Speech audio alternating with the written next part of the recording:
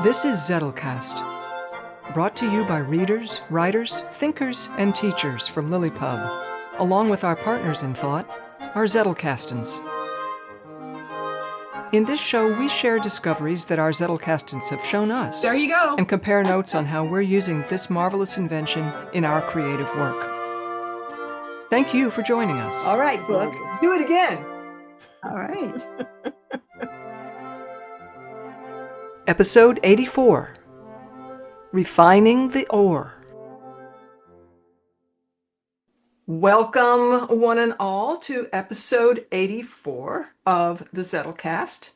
And this is an immediate follow-on to what we excavated in episode 83. So in episode 83, we went with our plus ones in order to find some surprises that could translate into story beats, moments, scenes for Roanoke. And we shared the cards last week. And so this is, strike while the iron's hot. And take some of those nuggets, however many we felt we were prepared to deal with, and turn them into some story. So who would like to go first? I can go first. Okay, Kathleen. Okay. My nuggets had to do with Helen bringing Teresita into the hinge. As it turns out, Helen has been asked to be Teresita's vocal coach as Teresita learns to navigate spoken language. However, Teresita has gone a bit mute on Helen, and after a morning's frustration, she's decided to let's just go visit the hinge and call it a day. So this is their experience at the hinge. And the title is Helen versus the Woman in the Red Dress. Standing at the entrance of the hinge with Teresita in tow, Helen punched a random quote to gain entrance. So, how do you encourage a viewer to embrace their questions as power tools? By Julianne Scherer, our own. Who's that?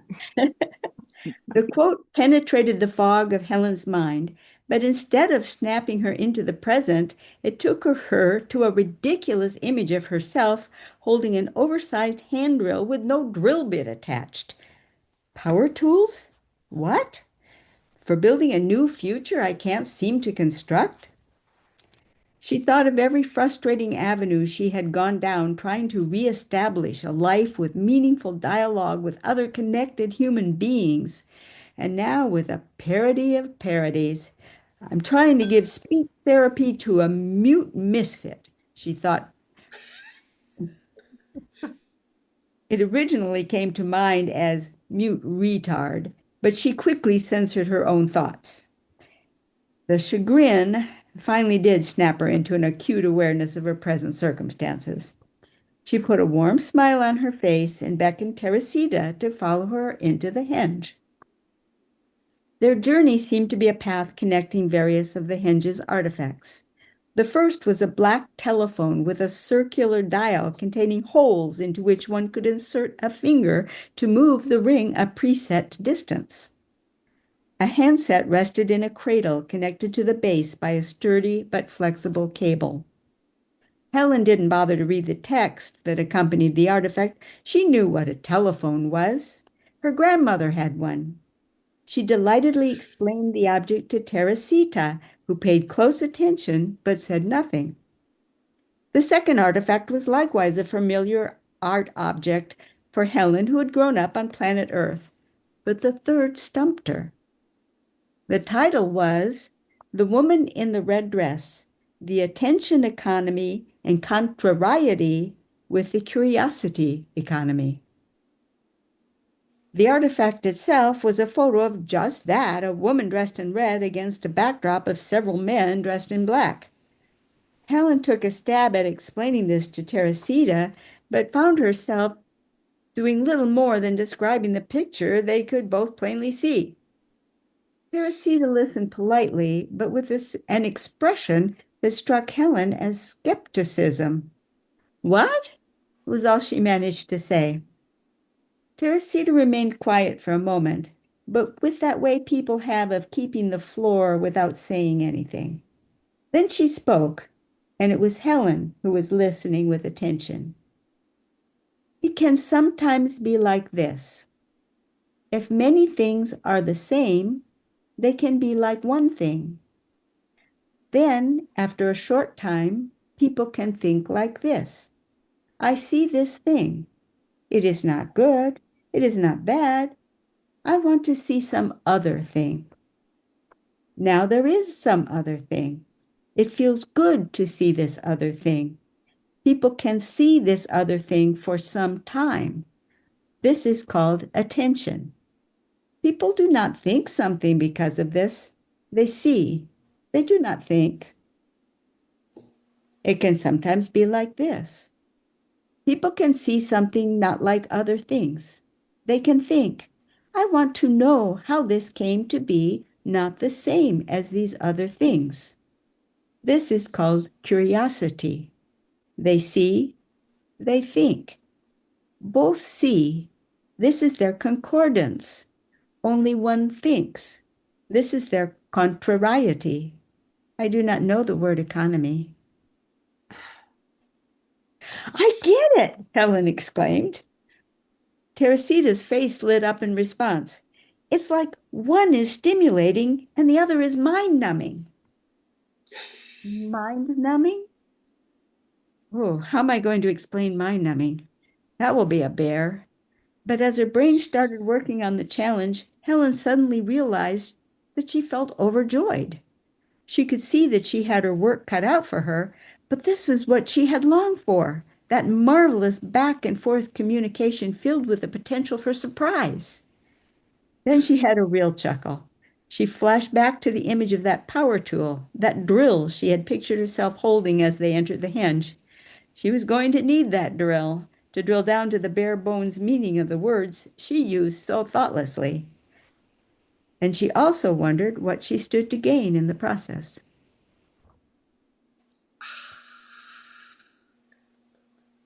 Yay. Nice. Absolutely. I love it that we get to see Helen with a little teeth.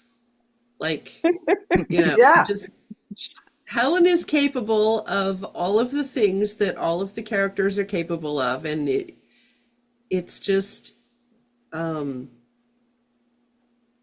as we sprinkle in these little notes of realism throughout, it just is becoming so much richer because you just love these people. Yeah. Yeah, both of them. I love how you have Teresita explain this.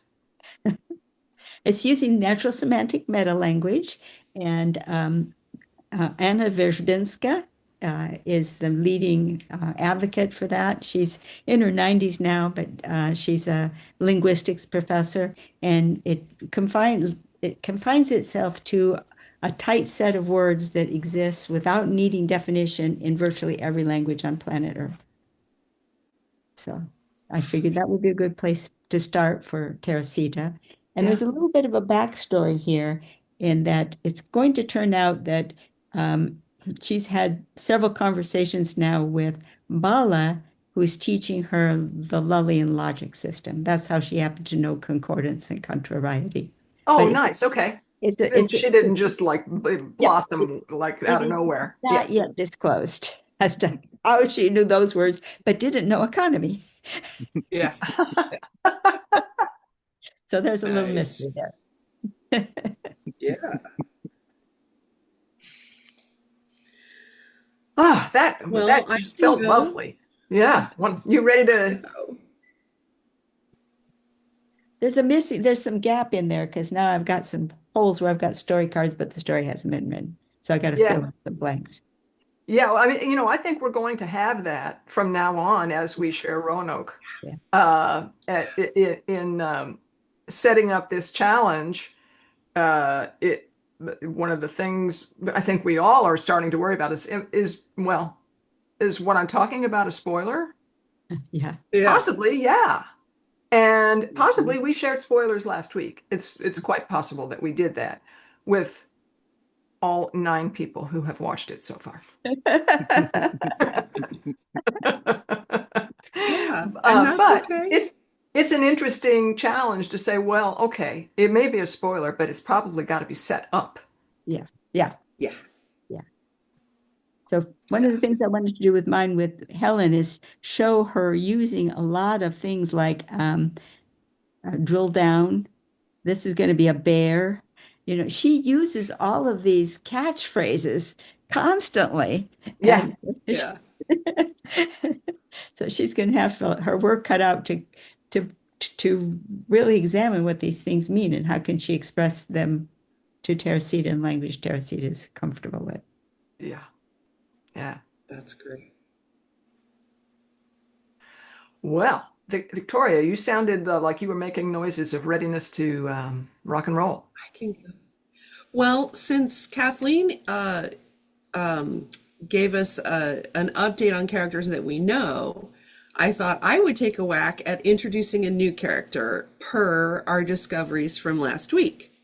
So I kept this piece unrelated to, we know who this relates to, but I kept that out of it for this introductory piece because I want to unfold that in the workings of how this plays out. So I like this character way better than my other one. I'll just leave it at that. Oh, poor Ellen. It's okay. No, that's normal. You fall in and out of love with characters at different times, and so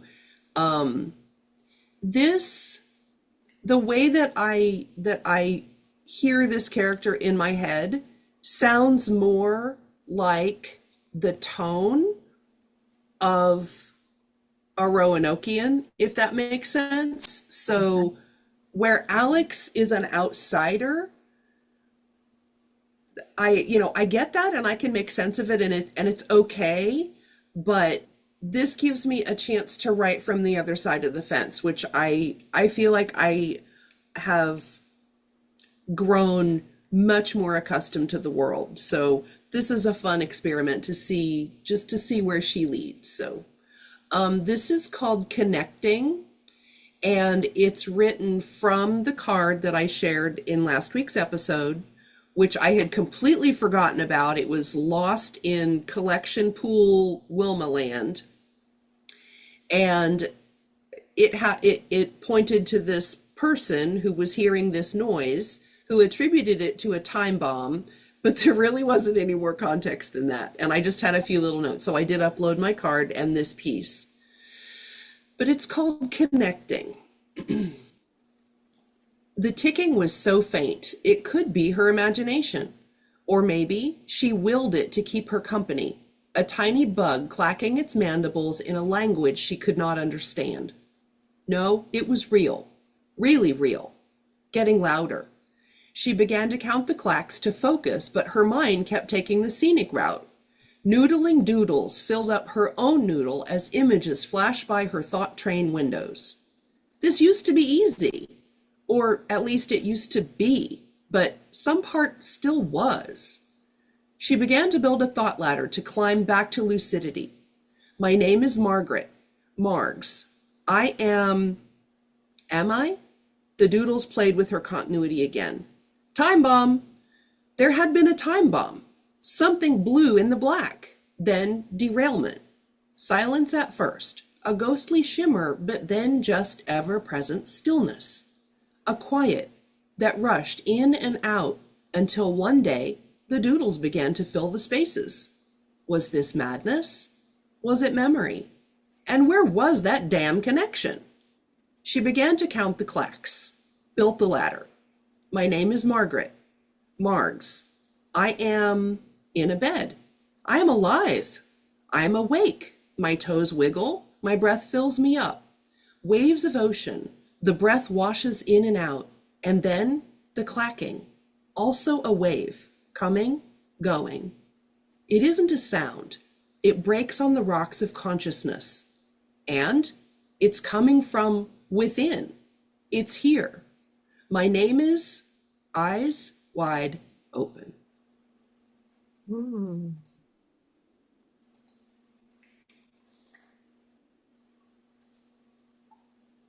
Yeah, that's got me going. When do we see Margs again? It won't be long. I know the next 3 things that happens for what it's worth. Because not in the next one, but in the one after that, she remembers who her son is.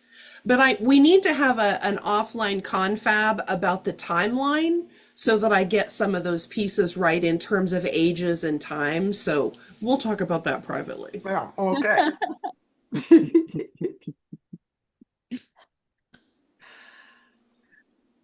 Well, mine is similar to Kathleen's in that it takes place in the henge. And I was actually inspired not by either of any of the cards that I chose for last episode, but the one that I saw randomly lying on my desk, which was noting it was paradigm lease, which was something that I had misread in a contract. It wasn't paradigm lease, it was parking lease. But that led, which is not so interesting, but it led to a line of thought of, well, what does it mean to lease a paradigm rather than buying it? And also I thought, there's probably an effigy in the henge on the phrase, a new lease on life, because what do they know of leases on Lydia? It wouldn't make any sense. So that's what triggered it. And I didn't actually get to that effigy, but I was writing my way towards it. Javi is going to find it. And it's going to give him a breakthrough because at the point this starts, we had last left Javi planning to map and search the basements comprehensively to see if he can find anything more since all of his toys have been taken away. Basically. He wants to find some more clues somehow. But at this point, he's been searching and searching for weeks and he has not had any breakthroughs. And so we meet him. He's gone for a walk to clear his head, supposedly. It turned out that trudging around in the sunlight and fresh air was no more enlightening than stumbling through dusty corridors in the sub-basements. And his skin was starting to feel lightly pan-fried. Javi turned back to the henge. At least the basements would be cool. He started to head for the archivist's side entrance, but he was distracted by the trickle of people approaching the main door. Excited, apprehensive, delighted. There were so many emotions on those faces. The memory of the echoing silence suddenly felt oppressive instead of soothing. Javi mentally probed at this unusual sensation, but couldn't attach a label to it. Looking at all of the people he didn't know made the feeling stronger. A slightly familiar face was visible for a moment before ducking through the door.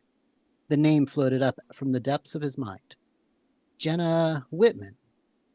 Perhaps here to work on her effigy. She had wanted to see the archives. And she was nice. Javi changed his trajectory to join the small crowd of strangers passing through the door. But once he was inside and his eyes had adjusted, there was no sign of Jenna. She must have known exactly which button to push to have chosen that quickly. When Javi reached the front of the line and there was nothing in front of him but a wall of buttons, he started to panic a little. The henge was a really weird place, and he had never actually placed himself under its control this way. He looked back at the people behind him, waiting their turn, mostly patiently, although a few were starting to fidget at the delay. If you don't know where you're going, it doesn't matter which path you choose, he muttered under his breath.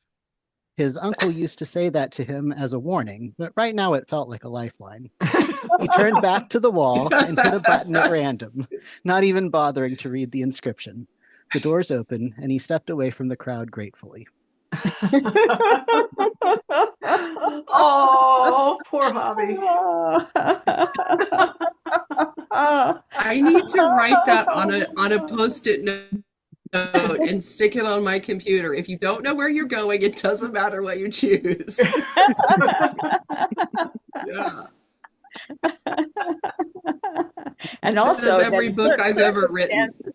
in certain circumstances, that can be a lifeline. Yeah. Yeah, yeah, that's awesome. And that's so him. And um, she was nice. That is so Javi. Like economy of words, Yeah. but recognizing that, that's like 85 million thoughts and emotions. She was nice. Yeah. Yep. I love it. Yeah. Wow. Well, um, so great. So much fun.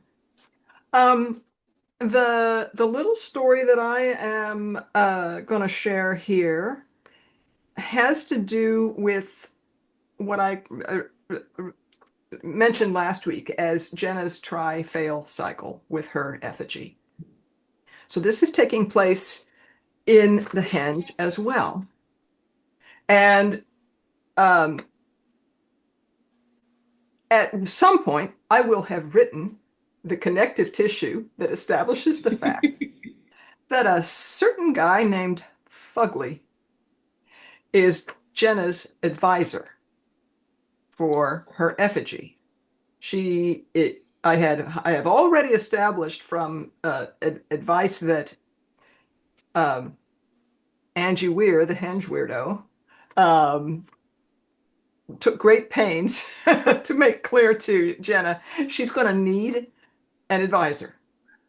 And so she will have taken care of that. And she's got Fugly as her advisor. And she's not completely certain that she likes Fugly.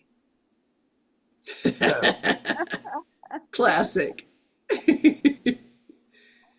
so this takes place in the henge, but it's a place that you might not have imagined exists, but it's there. Just when Jenna feels she might be getting into the feel of it, the combo on stage segues from cha-cha-cha to lazy. Fugly adjusts the hold, and Jenna fumbles to follow his foxtrot. Didn't you say you'd deliver my evaluation today? All in good time, lass, Fugly says. Speaking of. Yeah, sorry, Jenna said. Yeah, sorry. Yeah, sorry, Fugly mocks. How you gonna move if that's your groove? Jenna, fresh out of retorts, lets the words clang. And we've arrived, Fugly says. Don't move your head. What's the first thing you see? The departure of other dancers from her sightline opens a trail. Jenna's eyes follow it to a figure etched into the plaster of the wall. A large, unblinking eye stares back at her. She sags. Eye. And what did we learn about that grade in school? Fugly says, steering them the opposite direction. Incomplete. What were you expecting? She sighs, feeling an unpleasant heat crawling up her chest. I hoped I'd addressed it, whatever it is. Whatever it is sounds like flailing to my ears. What's missing? Her hiss carries well in the ballroom. You tell me, lass, I'm not the expert. Well, who is? And if they know what they're looking for, why don't they put it in the brief? What the editorial board is looking for, lass, always and infallibly, is wholeness. Unfortunately for you, they are better at detecting half-assed work than you are.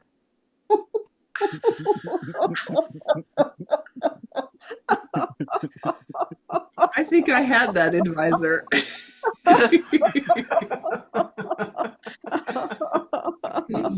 Oh my. Very, very good. Gosh, three of our things take place in the hinge.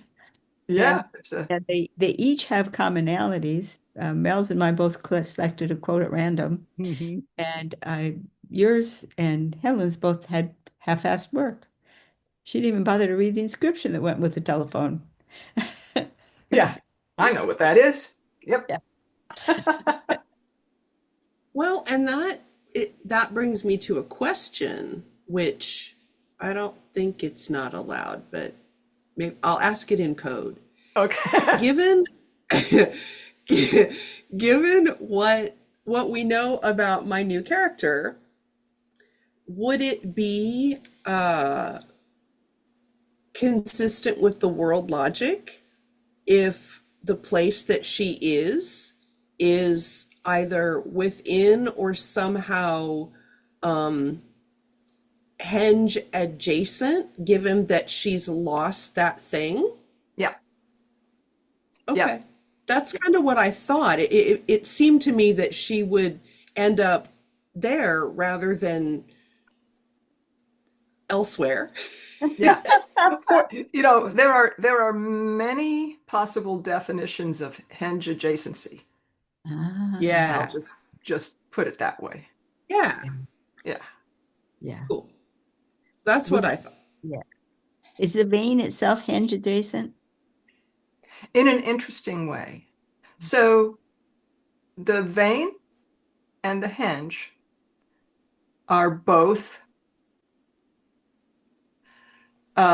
something that comes from the world. It's using the materials of the world. In the case of the hinge, it's actually hosted inside a hillside in the world. But human beings have imparted a quality to it. What the quality is, and with the vein, human beings don't all know exactly how it's happening, but the vein is always answering the question, is Lydia having fun? Mm-hmm. Mm-hmm. And so how does the vein even come to know what fun is, let alone is Lydia having it? So there, there's that. And the hinge is, you know, um, always, it's a place that's always and infallibly looking for wholeness Yeah. in information that comes from human beings about themselves. Okay. Oh, that makes so much sense now. Because, of course, as human beings, as witness Victoria asking her question in code, we are very often communicate with one another through very partial information. Yeah, yeah. And the editorial board of the Henge can detect half-assed work. Excellent. Are they accepting manuscripts?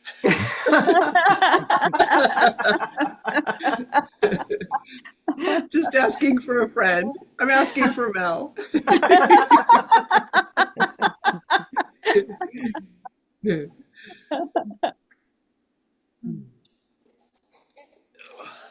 So, um, I think we've reached the chit chat portion of the week. Mhm. I thought that I would share something. This is just kind of off the cuff. I showed last week the many pages of Z-logged cards.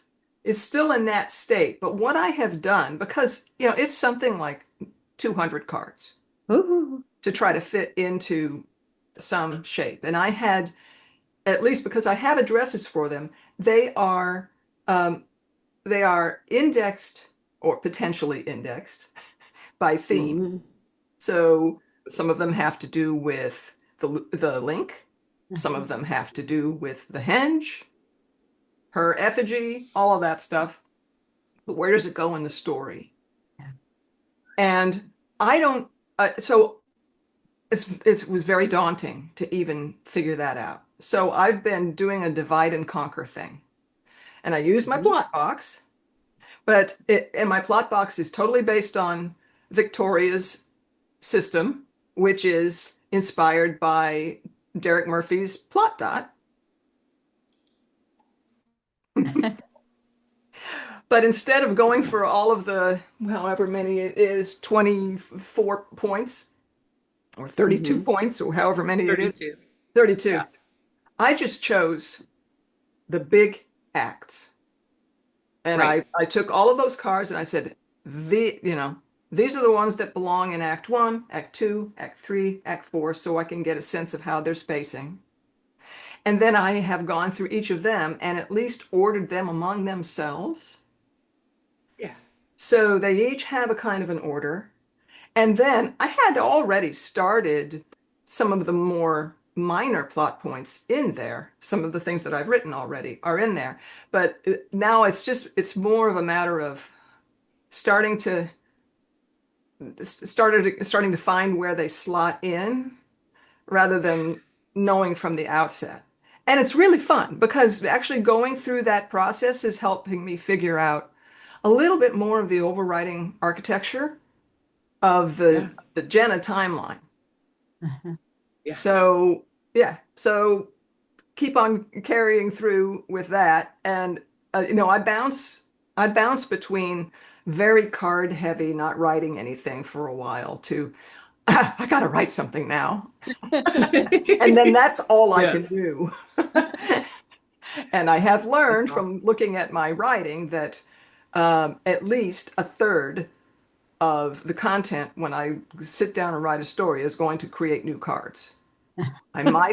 I might have cards for two-thirds of what I need to do, but I'm going to learn a third more of what else there is, and then I'm back to my Z log catching up. Cool. Oh, That's awesome. That's yeah. awesome because you're describing exactly the process that I'm describing in this textbook, which is you get to a certain point where you have to shift gears into the overarching governor, which is time. And that's the purpose that the time box serves. And that's when you start moving back and forth between those big plot events and how those need to line up in time so that, you know, the connections that need to connect happen, the missed opportunities that need to miss don't intersect. You know, that's exactly, you're living out my theory of exactly how this process can be broken down. But you're exactly right. You're always moving between the pieces. Everyone thinks that you do, you know, you start a Zettelkasten and you're done. No, because there are stages to the writing and you have to move back and forth between them many, many times in order to get the whole that's cohesive the way that you want it. So that's very both encouraging and exciting because you're progressing along exactly how my theory says it goes, which is pretty Yeah, cool. yeah. And what you have frequently said also is that you don't believe in writer's block. You just, people don't get Mm, stuck. There's something they don't know. Yeah. And all of these avenues um, are ways of exploring what you don't know. Yeah. And yeah, certain things is like, well, I don't know enough to even write X or Y. yeah, But if I did know enough, what would I know? yeah. Right. Yeah, you What can would that break feel your like? brain if you start Uh, thinking. Victoria, would you explain to us? You've mentioned a textbook. Tell us a little bit more about that. You're intriguing us, but we haven't heard, the nature of this textbook. Okay. Oh, it's Deb. Hey, Yes, welcome. Emily. Yeah, Hello, friend. I'll be right. One happened. Okay. No, no Uh, problem. Come on in. The well, water's warm. Come on in. no, I've been fighting with the airlines, but I Oh. won. I got Oh, my ticket. So Ah, Oh. I've yes. been. This is a total nightmare. But anyway, so I will see my daughter graduate. Good. Oh. Yeah, Oh. so that's good. Awesome. And I did do my homework. Yay. I really did. I didn't upload anything. You got time to hear my drabble? yeah. Yes. Set Okay. aside my silly advertisement. Let's hear your piece. Yeah. I want to, you're doing wonderful things, Victoria, and we want to hear all about them. Okay. Wonderful things. Wonderful things. Okay. I can't wait until Tuesday when I go to my eye exam so I can get some glasses that work. You know? On Saturdays, Dr. Sarah Chen taught above the laundromat, where the windows rattled and the children had tongues bent over index cards as if language might lift off the page. She tapped the front of Imani. She tapped the front of Imani Salima's card. Front first, she said, so you never lose where this came from. Around them, pencils scratched, washers thudded below, and somebody laughed too loud on the stairs. Years later, when Sarah's packet arrived, thick with trembling notes, bead maps, and one unbearable line, Imani remembered that touch and that instruction together. Dr. Shen had not only taught language, she had been preparing a witness. So that's Oh. that's my travel with no spoilers. Yeah. Excellent. Nice. Very nice. So tell us a little bit about the front of the card. Can you give us the backstory on that? The front of the card, Mhm. it's really it's a character card. Yes. Well, the card that she was talking about in the classroom was Yes. the card where she was teaching Zettelkasten to the students. Uh-huh. And so she was telling them to make sure that they put down the bibliographic information. Oh, yeah. Okay. Good. So that they don't run across this card with all this, notes and page numbers and all this, and they don't know where it came from. He said front first. Make sure you got it hammered down, nail it down, and then take notes on the back.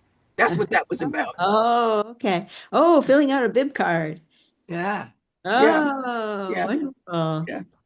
She wanted to make sure that they didn't disappoint their future selves when they ran across something like that. Yeah. Yeah. So that's what that was. And then I have wasn't there a second part? Not really. If you've got a second part, go for it. It's just a story card about Imani Salima.